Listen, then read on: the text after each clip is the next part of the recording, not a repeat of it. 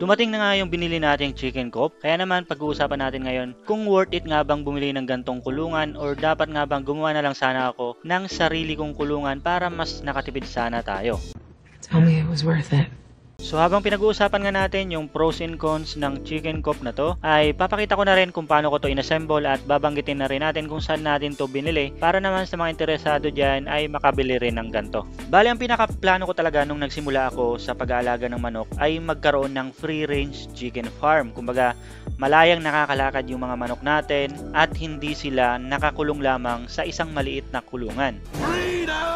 Well, sa mga magtatanong nga dyan kung considered pa rin bang free-range chicken kapag kinukulong mo sa chicken coop, well, considered pa rin siya guys as long as nakakalabas siya araw-araw sa inyong kulungan at may malawak na bakuran na nilalakaran. Katulad na lang ng larawan na nakita nyo dito. Kumbaga yung chicken coop ay magsisilbi lamang na kanilang silungan at tulugan tuwing gabi.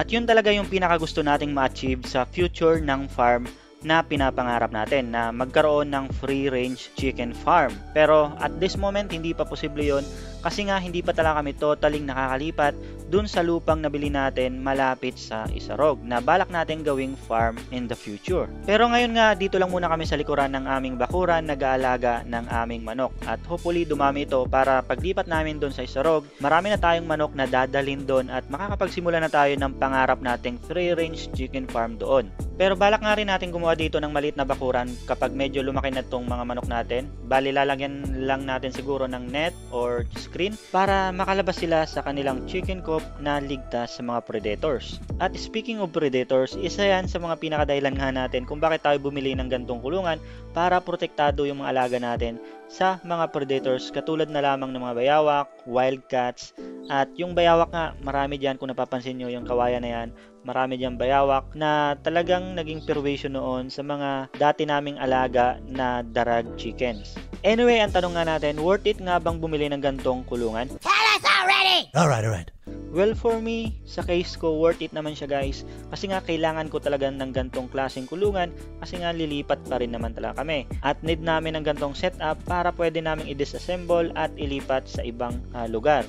Pero sa mga nagtitipid nga dyan, kung marunong naman kayong gumawa ng gantong kulungan at may mga tira-tira kayong materyales sa paligid ng inyong bahay, pwede nyong gawin yon pansamantala as long as safe yung mga alaga natin sa mga predators at safe sa mga darating na ulan or bagyo. Siya nga pala, nakalimutan ko nang banggitin, itong chicken coop na to ay binili natin dito sa Organes. PM na lang kayo sa kanila para sa mga iba pang detalyeng gusto nyong malaman. Bale, linawin ko lang guys, hindi ako affiliated sa Organes at mas lalong hindi sila humingi sa akin ng pabor para i-promote sila sa aking vlog.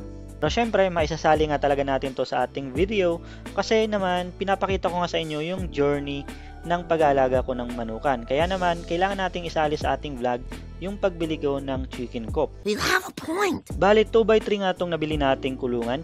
At kung mapapansin nyo, sakto lang siya sa 18 heads na chicken. Pero sa tingin ko kapag lumaki na ng husto itong mga manok natin, ay medyo masikip na sila.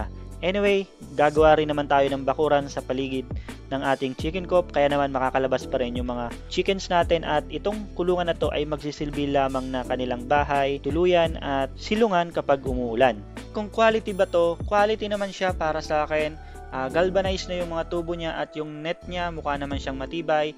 I-update ko na lang kayo guys kung ilang buwan or ilang taon ba tatagal yung gantong kulungan. Sa pag-assemble naman, napakadali lang i-assemble ito kasi nga may kasama ng manual at mga tools na gagamitin nyo sa pag-assemble ng kulungan na to.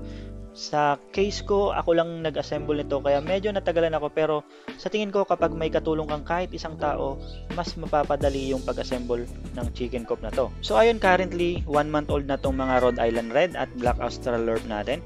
So baybayan nyo guys yung journey natin sa ating pagmamanukan. Abangan nyo yung mga susunod nating video. Thank you for watching.